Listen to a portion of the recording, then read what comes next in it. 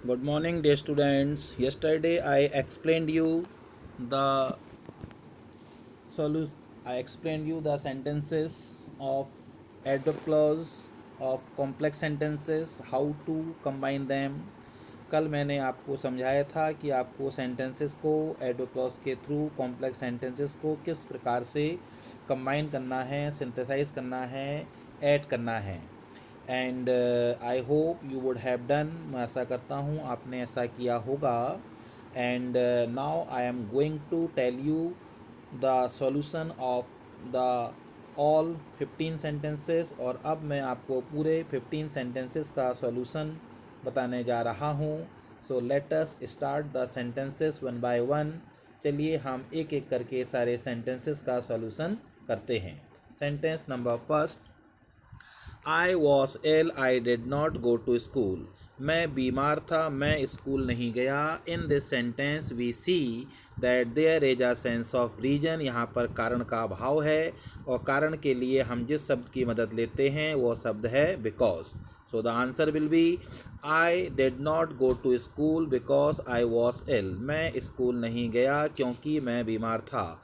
I did not go to school because I was ill. मैं school नहीं गया क्योंकि मैं बीमार था।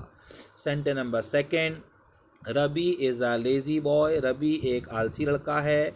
The other boys of the class are not so lazy. Ravi एक आलसी लड़का है, क्लास के अन्य छात्र इतने लेजी नहीं हैं।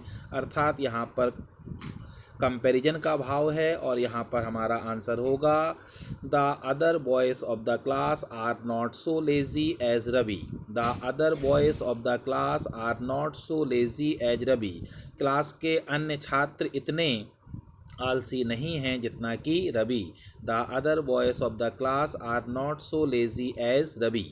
Sentence number third, you are quite dull you can not pass in the exam. तुम बहुत कमज़ोर हो, तुम परीक्षा में पास नहीं हो सकते। यहाँ पर रिजल्ट का सेंस है। एक सेंटेंस में क्वाइट वर्ड का यूज है और दूसरे सेंटेंस में कैन नॉट का यूज है, तो हम क्वाइट के स्थान पर सो का प्रयोग करके अगले वाक्य को दैट से जोड़ेंगे। So our answer will be you are so dull that you can not pass in the exam. You are so dull that you can not pass in the exam. तुम इतने कमज़ोर हो कि परीक्षा में पास नहीं हो सकते। Sentence number four, I reach the station. मैं स्टेशन पहुंचा। The train was leaving the platform. रेलगाड़ी प्लेटफॉर्म से जा रही थी। अर्थात जिस समय मैं स्टेशन पहुंचा उस समय रेलगाड़ी जा रही थी। So our answer will be when I reach the station comma the train was leaving the platform. When I reached the station, the train was leaving the platform। जब मैं स्टेशन पहुंचा तब रेलगाड़ी प्लेटफॉर्म से रवाना हो रही थी। Sentence number fifth, take exercise daily. प्रतिदिन व्यायाम करिए। You will improve your health. आपका स्वास्थ्य अच्छा हो जाएगा। यहाँ पर शर्त है इसलिए सेंटेंस को हम ऐड करेंगे। If you take exercise daily you will improve your health. If you take exercise daily you will improve your health. यदि आप प्रतिदिन व्यायाम करेंगे तो आप अपना स्वास्थ्य सुधार लेंगे। Sentence number six, do not waste time. समय बर्बाद मत करिए। You will repent in future. आप भविष्य में पछताएंगे।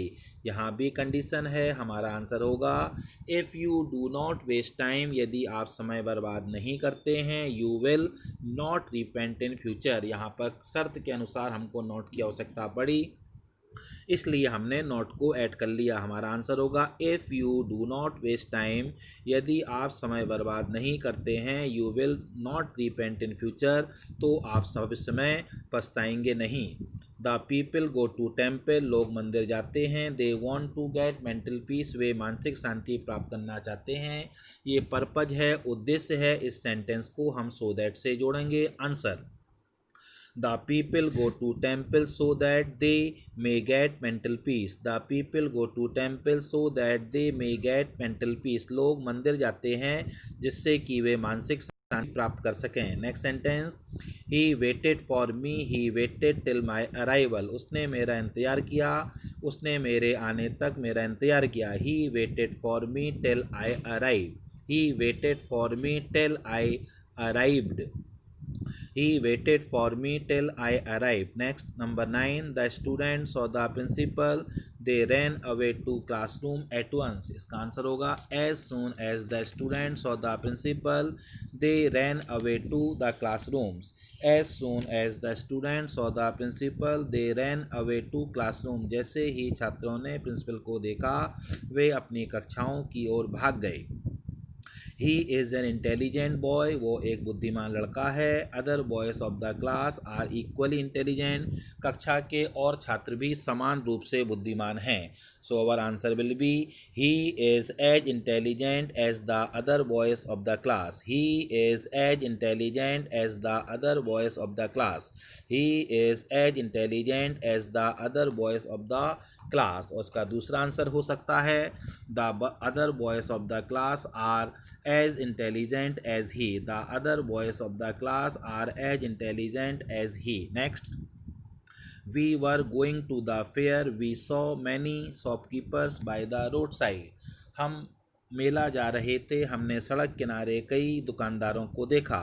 Answer, while we were going to the fair, while we were going to the fair, we saw many shopkeepers by the roadside. While we were going to the fair, जबकि हम मेला जा रहे थे, we saw many shopkeepers by the roadside.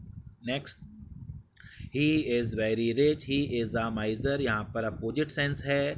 Although he is very rich yet he is a माइजर. Although he is very rich yet he is a माइजर. यद्यपि वह बहुत धनी है, फिर भी वह कंजूस है. Next, we ought to respect the teachers, it is our duty. हमें अध्यापकों का सम्मान करना चाहिए, यह हमारा कर्तव्य है. यहाँ पर रीज़न है, कारण है, इसलिए हमारा आंसर होगा we ought to respect the teachers because it is our duty. हमें अध्यापकों का सम्मान करना चाहिए क्योंकि यह हमारा कर्तव्य है. We ought to respect the teachers because it is our duty. Sentence number 14. Do you want to catch the train, क्या आप रेलगाड़ी पकड़ना चाहते हैं, तब जल्दी करिए. यहाँ पर कंडीशन है, शर्त है. हमारा आंसर होगा if you want to catch the train comma make haste. If you want to catch the train comma make haste. यदि आप रेलगाड़ी पकड़ना चाहते हैं कॉमा आप जल्दी करिए. If you want to catch the train comma make haste. Next, tea is very hot, I can not drink it.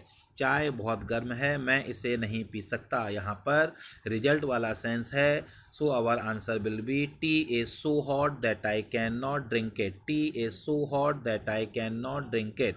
चाय इतनी गर्म है कि मैं इसे नहीं पी सकता. Now let us move forward to our concluding one word substitution. It's a good news for you. ये आपके लिए बहुत अच्छी न्यूज़ है कि आप अपने वन वर्ड सब्स्टिट्यूशन जिसको आप एक लंबे समय से लर्न कर रहे हैं, they are now about to and.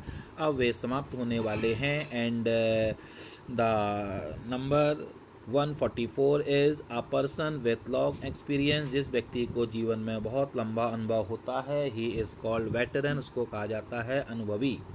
One who does not eat meat, जो मीट नहीं खाता है उसको कहा जाता है शाकाहारी, vegetarian. A fault that may be forgiven, एक ऐसी गलती जिसको माफ़ किया जा सके, इट इज़ कॉल्ड वेनियल यानी कि क्षम्य. Every evening prayer in the church, church में गिरजाघर में शाम को की जाने वाली प्रेयर को कहा जाता है vespers. A man whose wife is dead, एक व्यक्ति जिसकी पत्नी की मृत्यु हो चुकी हो, ही इज़ कॉल्ड विडोवर यानी कि विधुर. That which can not be tame, जिस चीज़ को पाला नहीं जा सकता, इट इज़ कॉल्ड वाइल्ड यानी जंगली. A place where clothes are placed, एक स्थान जहाँ पर कपड़ों को रखा जाता है, इट इज़ कॉल्ड वार्डरोब यानी कपड़े रखने की अलमारी. A person who studies animals, एक व्यक्ति जो जानवरों का अध्ययन करता है, ही इज़ कॉल्ड जूलॉजिस्ट यानी जंतु विज्ञान का Shastri. A place for keeping various animals, एक स्थान जहाँ पर भिन्न भिन्न जानवरों को रखा जाता है, इट इज़ कॉल्ड जू, इसको कहा जाता है zoo. Dear students, this is all. Now we have completed our all one word substitution and they are in number of 152 जो कि 152 की संख्या में थे. So till now we have completed antonyms, we have completed synonyms and we have today completed even one word substitutions. It will help you in your board exams. ये सारी चीज़ें board exams में आपकी हेल्प करेंगी. So learn them and match the answers of complex sentences by adverb clause which you have done. Match them. If you have any doubt in any sentence, you can ask to me. Have a nice day. Bye bye.